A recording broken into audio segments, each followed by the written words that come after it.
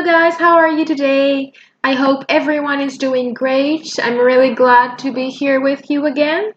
And I will just wait for a few minutes for everyone to tune in.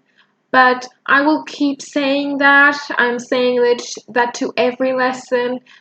Please write down any questions you have and interact with all the other participants. You can interact in the comments. You can interact in the live chat, okay? So, are you ready to do that, guys? Let's start. Today I have altered a little bit the first question that I usually start with, the question, how do you feel? I'm sure that many of you might be feeling great, but today I just want to check if anybody feels anxious. So, do you feel anxious? You can write it in the comments. You can say why you might feel stressed and what is the situation. Now, I'm not trying to bomb you down, but I'm just trying to introduce you to the topic of discussion today, which is kind of related to anxiety. And I will ask you first 3 questions, kind of a small quiz. If you answer yes to all 3 questions, maybe you can search for more information on that. So let's see the questions. My first question is, do you often feel anxious about your health? Do you have a small pain somewhere and you feel like, oh my gosh, there's something happening? Or maybe not so much. Now, my next question is, do you go online to find more information about your symptoms?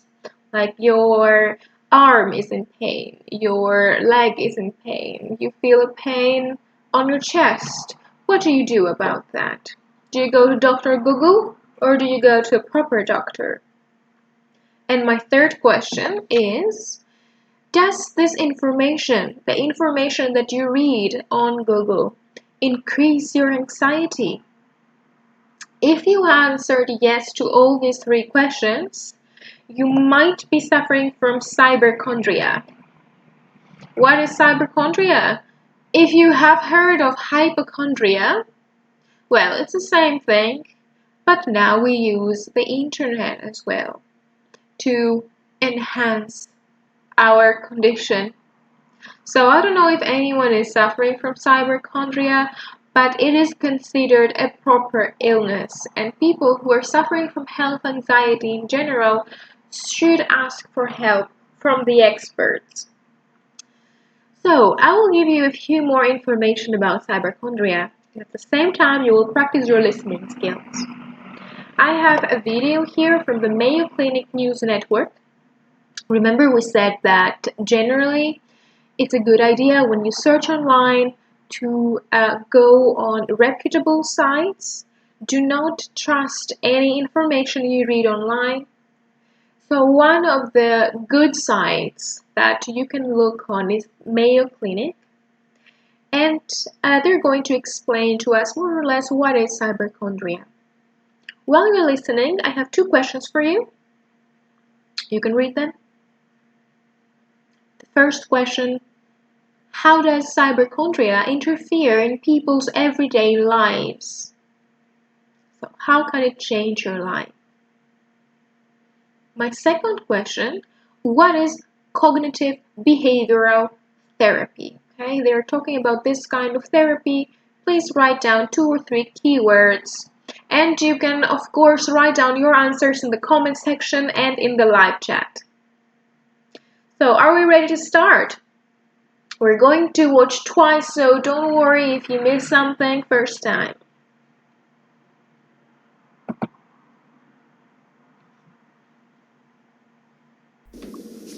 I'm checking all the time. When Jennifer Koski gets a symptom, maybe a headache or a rash, she hits the internet to learn more. There are horrible pictures of rashes online, right? And part of you says, well, thank goodness mine doesn't look like that.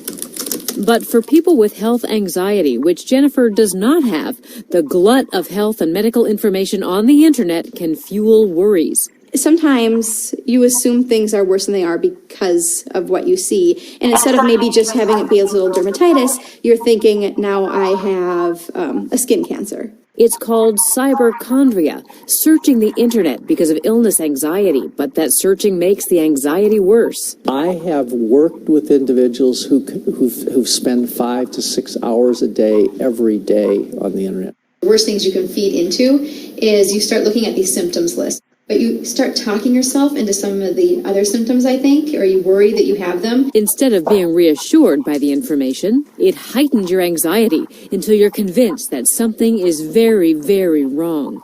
Blogs with comments from people who are not health experts, while sometimes helpful, can also be problematic for people with cyberchondria. You know, if I didn't know better, I might start panicking a little bit about some of the scary things they're saying could be happening and what I should be doing. Now, Jen's able to keep all this in perspective, but the question is, when does it become a problem for which you need to shut the computer and get some help? But it needs to be treated. When it gets to the extent that it's governing people's lives, causing them interference with their day-to-day functioning, their roles with their family.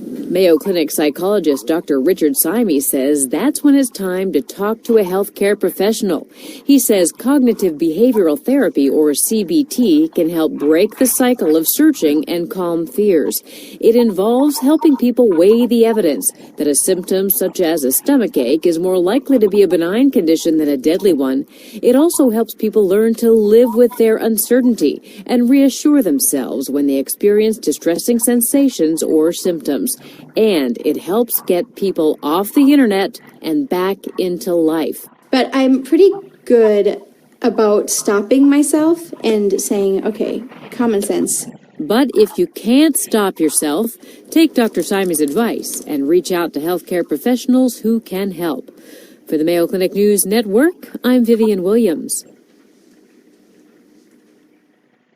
Alright guys, so we're going to listen one second time, and if you have answered the two questions, try to focus on vocabulary as well. There is some very interesting vocabulary in this video, and we'll talk about that in a few minutes. I have a few words for you as well to focus on.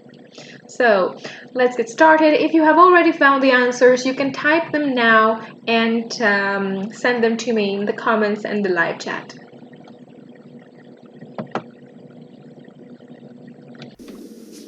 I'm checking all the time. When Jennifer Koski gets a symptom, maybe a headache or a rash, she hits the internet to learn more. There are horrible pictures of rashes online, right? And part of you says, well, thank goodness mine doesn't look like that. But for people with health anxiety, which Jennifer does not have, the glut of health and medical information on the internet can fuel worries. Sometimes you assume things are worse than they are because of what you see. And instead of maybe just having it be a little dermatitis, you're thinking, now I have a skin cancer. It's called cyberchondria, searching the internet because of illness anxiety, but that searching makes the anxiety worse. I have worked with individuals who spend 5 to 6 hours a day, every day on the internet. The worst things you can feed into is you start looking at these symptoms list, but you start talking yourself into some of the other symptoms, I think, or you worry that you have them. Instead of being reassured by the information, it heightens your anxiety until you're convinced that something is very, very wrong. Blogs with comments from people who are not health experts, while sometimes helpful, can also be problematic for people with cyberchondria. You know, if I didn't know better, I might start panicking a little bit about some of the scary things they're saying could be happening and what I should be doing. Now, Jen's able to keep all this in perspective, but the question is, when does it become a problem for which you need to shut the computer and get some help? But it needs to be treated. When it gets to the extent that it's governing people's lives, causing them interference with their day-to-day functioning, their roles with their family. Mayo Clinic psychologist Dr. Richard Simey says that's when it's time to talk to a healthcare professional. He says cognitive behavioral therapy, or CBT, can help break the cycle of searching and calm fears. It involves helping people weigh the evidence that a symptom such as a stomachache is more likely to be a benign condition than a deadly one. It also helps people learn to live with their uncertainty and reassure themselves when they experience distressing sensations or symptoms. And it helps get people off the internet and back into life. But I'm pretty good about stopping myself and saying, okay, common sense. But if you can't stop yourself, take Dr. Simey's advice and reach out to healthcare professionals who can help. For the Mayo Clinic News Network, I'm Vivian Williams. Alright, so I hope you found the answers, and let's take a look together as well. So how does hypochondria interfere in people's everyday lives? It can interfere in the way they function every day. Maybe they are not functional. Interferes in their roles, maybe as parents, as workers. Maybe they will not be able to go to work, or they will not want to go to work because of that. And of course, family. Maybe it will actually have an impact on your relationships with your family and your friends. So the advice here is deal with it, and if you can't control it, go to a health expert. And with number 2, what is cognitive behavioral therapy, or CBT? So here we saw that it can actually help you calm your fears down. It can help you think logically and weigh the evidence, okay? So you can see that something minor has more possibilities of being something really, really simple than a deadly disease. And of course, it can help you go back to your life, to your everyday life, living with uncertainty, but dealing with that uncertainty. So if this reminds you of something or someone, you can give them that tip. Right, so do we have any questions so far? You can write them down if you have any. And as I promised, I will take a look at some vocabulary as well. If you heard some vocabulary that is not on my list, you can also type it in the comments. Here is the words that I focused on. She mentioned the words to be talked into, which means that you're persuaded, okay? You might be talked into believing that you have a serious rare disease. Reassure, very important word, okay? Some people do not feel reassured, but quite the opposite, okay, when they go online to search for their symptoms. A word that I really, really like is govern. It's a verb. Here we heard it in the phrase governing people's lives, which actually means to take control of people's lives.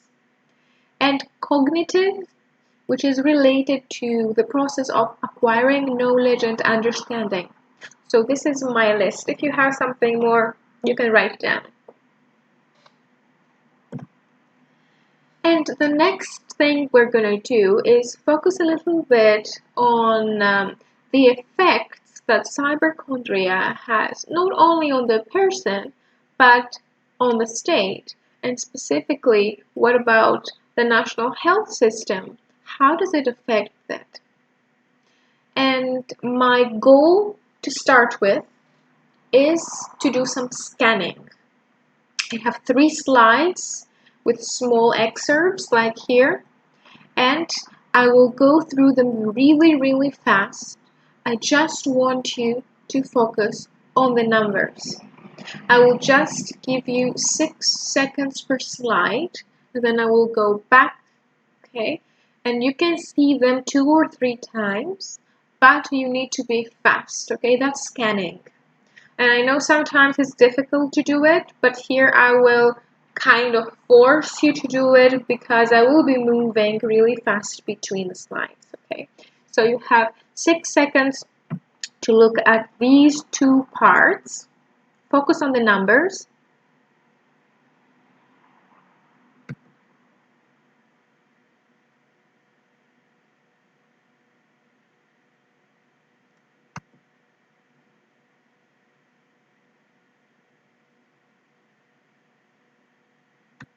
We go back now.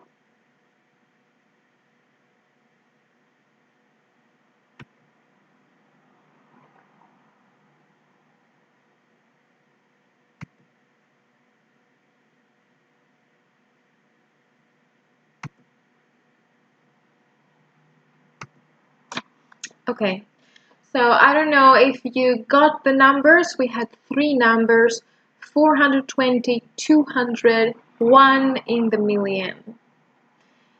And what were these numbers about? 420 is $1,000,000. That's the cost of the sufferers for the national health system.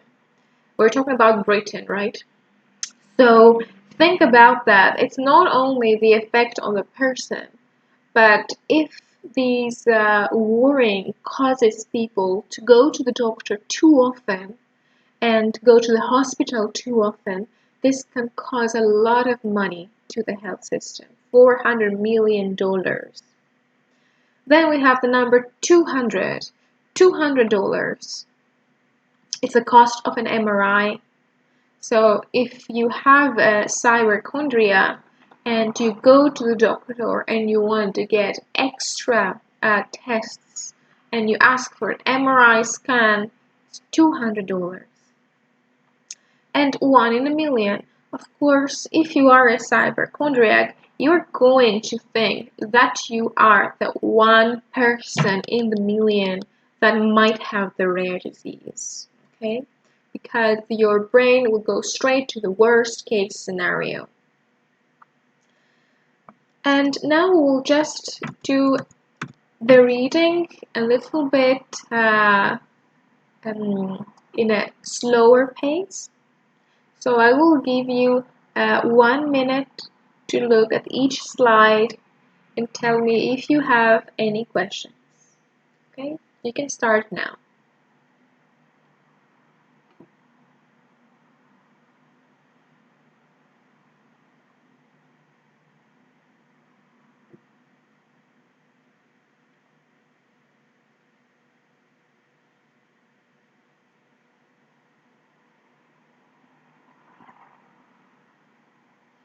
And you can look at the words that I have underlined as well. Try to think if you know the meaning and if you can explain the words. I will give you the explanations later. Just think about it. So you can see that hypochondria is actually remarkably common. It's not something rare. It's something that many people have or do. You can take a minute to read this slide.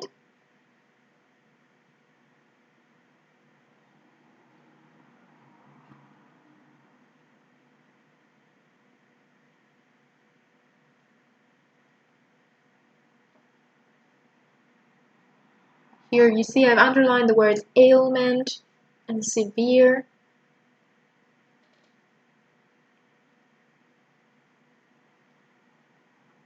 And here is an element of hypochondria in the last line. Even if you have all the medical evidence that you're fine, that you have no condition, you might still believe that you have one. And our last part of the reading.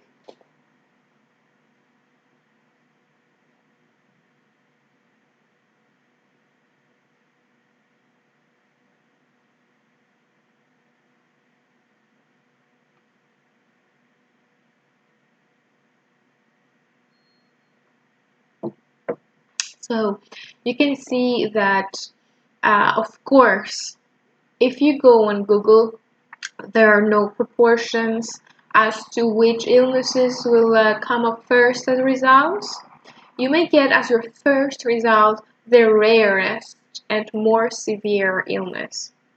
So many people think that because it's there, it's the first one is the most common one. It's not. So keep that in mind. And yes, I think we need to call for health anxiety to be recognized as a condition. I think it's very important, especially in an era where anxiety is very increased. Okay, guys. So here is my list of words. The first one is exaggerated. Okay. So if you have hypochondria, you probably exaggerate your symptoms. you present them more than they really are. Estimate, okay, you roughly calculate. We said that it is estimated that the cost of the sufferer for the health system is around $420 million, a rough calculation. Ailment is a minor illness. Like suddenly I feel a small pain in my arm, in my hand. It's an ailment. Severe, serious, and condition is an illness or a medical problem, so you know that you can use this word as well. So, as I said before, if you have any questions, something that you want to add in my vocabulary list, something that you saw in the reading and you're not sure what it means, you can write it in the comments. And let's move on to our next part, guys, where I told you that we're going to talk about informal writing, which is the most common, actually, type of writing we do. Here is an informal email. We will start with a few tasks to test your knowledge.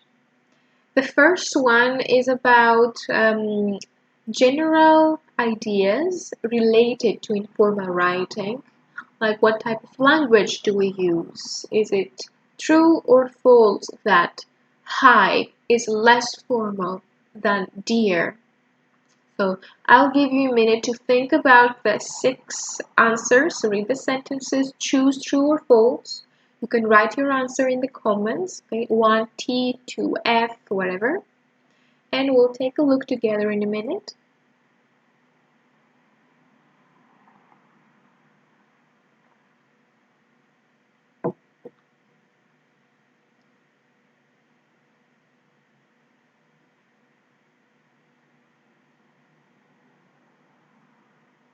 I think most of you actually know the answers. We have talked about generally something that we talk about since lower levels, informal emails, so I'm sure you know the answers. So let's take a look. Hi is less formal than dear. What do you think? Well, here the answer is true. And generally, I've seen in many books, many course books, when they ask you to write an informal email, many times they just tell you to start with dear. Dear friend, dear Mike, dear Mary. Well, it's not really natural. You wouldn't start an email to a friend with dear. You would just say hi, hey. So keep that in mind.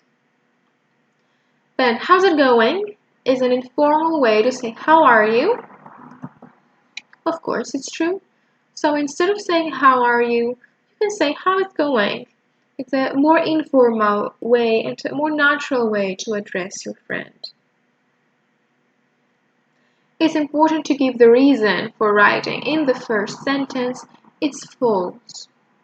Actually, you can start, because you're talking to a friend, okay? So you can start by responding to something they have already told you. You can start by just giving them news, and then you can also tell them why you write in your second sentence, in your third sentence. Phrasal verbs like catch up make your writing sound more formal. I think you know that phrasal verbs, formality are two opposite things. So you can use a lot of phrasal verbs when you write to a friend because it's a very informal type of language. How does sound? How does that sound? It's an informal way of suggesting something. Do you think we use it for suggestions? Of course. How does theater sound for today? It's a very good idea. I'm suggesting that we go to the theater.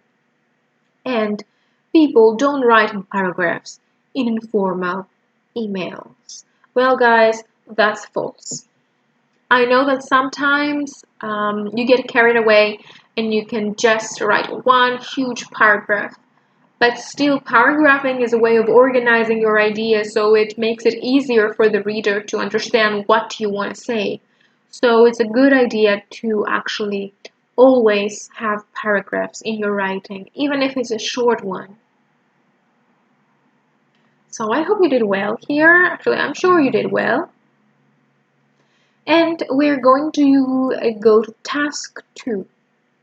Now, task 2 is related to formulaic expressions. What is that? Standard expressions that you can use in any informal writing, like how are you? How are you doing? Things that we say all day, every day. Here I have sentences and replies, so it's like a short dialogue. I want you to read them and try to match them with the correct reply. Okay? So I'll give you a minute for that. And you can see that these tasks are from the British Council, so it's a very good idea if you want extra practice to go online to the British Council website. And it has really, really good material for you.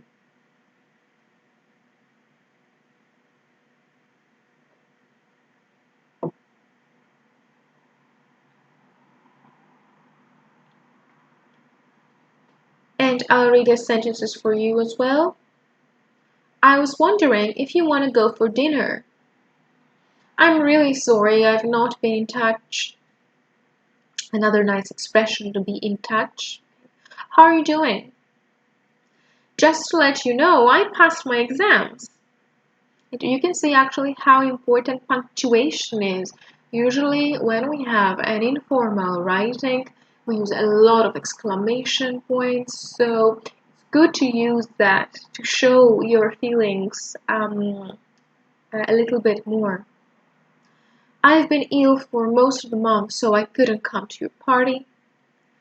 I was hoping you could do me a favor. And I just want you to pay attention to something related to spelling here. The word favor is written with F-A-V-O-U-R. So this would be the British English spelling, O-U. But in American English, you could spell it just with an O. F-A-V-O-R. Favor, favor. And I'll read the replies for you as well. Things have been good and sorry to hear that. Don't worry, I've been super busy too. I'd love to. How about Tuesday? Happy to help any way I can. So good to hear your news. So all these are expressions that you can use in any informal email really all the time. Pretty standard. And let's see the answers now, okay? So number 1 is D. Going for dinner? I'd love to. Number 2, C. I'm really sorry. Don't worry, I've been busy too. How are you doing? Things have been good. Just to let you know I passed my exams. So good to hear your news. I've been ill for most of the month. We have sorry to hear that, sad news. I was hoping you could do me a favor, and the answer is E, of course. Happy to help any way I can. So keep in mind these expressions. They're very, very important. They will save you time. At some point they become natural. You just write them. And the next task has to do with prepositions and verbs, but mostly prepositions because I know it's a challenging part of the English language and it always needs more practice. So I have isolated a few sentences. You can see here the prepositions or the verbs in some cases are missing. I want you to focus a little bit on the surroundings. What words come before or after the gap? This can help you find the preposition. Okay? Take a minute to think about that.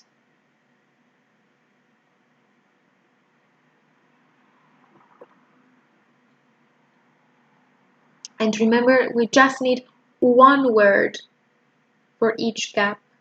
Okay, only one word. You can't have two prepositions, so 2 words.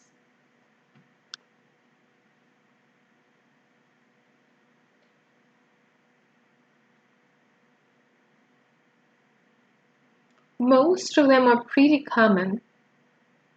And we saw a few of them before in the slides about task 1 and task 2. But generally, it's a good idea to revise. Sometimes it's those simple things, those things that we use all the time that we have difficulties with and we're not sure about.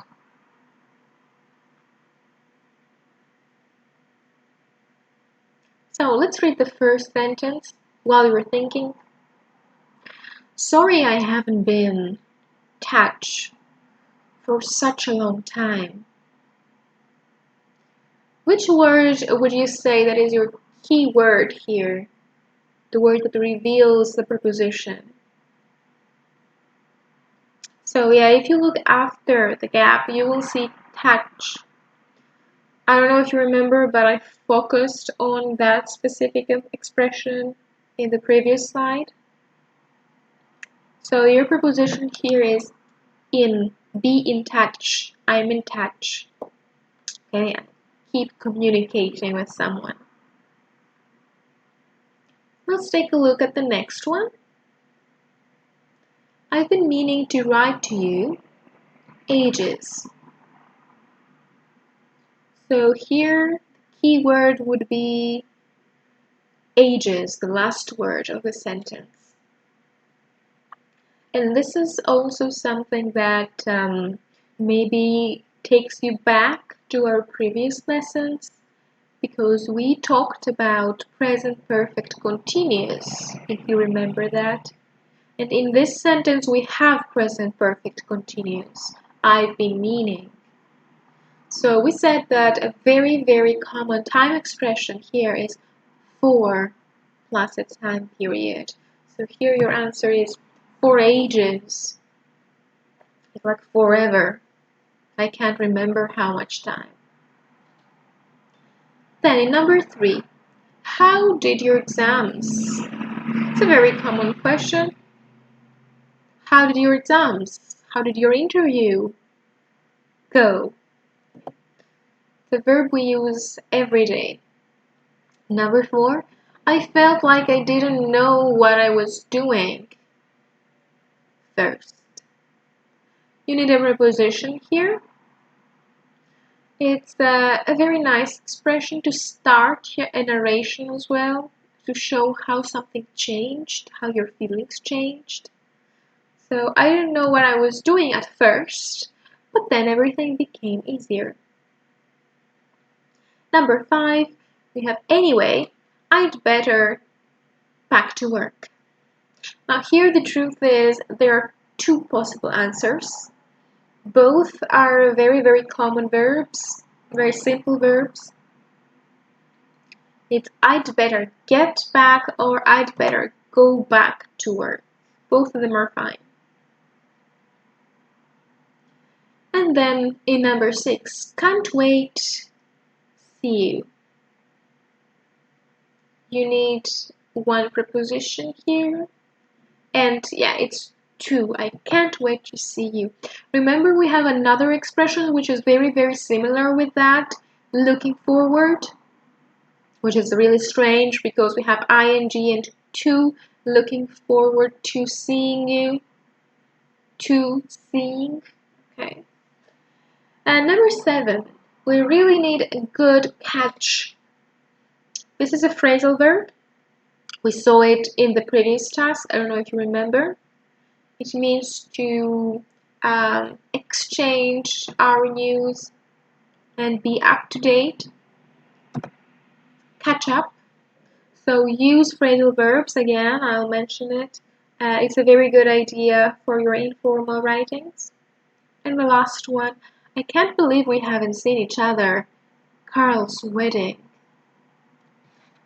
Now here we need a word that usually we learn in the same sense as for. We learn it for the present perfect simple and the present perfect continuous. You see here that your verb is present perfect simple. We haven't seen each other. And it is a word that always talks about the starting point of the action. So the word is since. We haven't seen each other since Carl's wedding. Okay. Alright, how did you do? Write in the comments. Did you remember the prepositions or you thought it was challenging? And just to check if you were paying attention, I have a text for you. It's a written informal email. And I want you to try and write down the words that give an informal sense to the writing. Okay, I will give you just an example. Like hi is an element of informality. If it was a formal writing, I would say dear, whatever, dear Mr. So I want you to try and find out a few more. I'll give you a minute to go through it. And I want you to find as many as you can. If you don't find everything, it's fine. Okay, just try.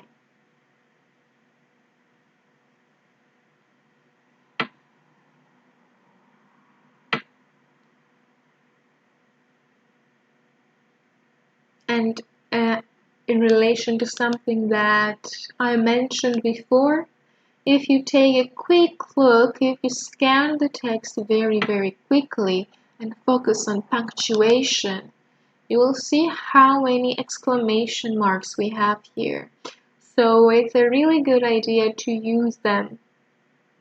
Okay, you're talking to a friend, you want to show excitement, you want to show surprise, so use your punctuation right.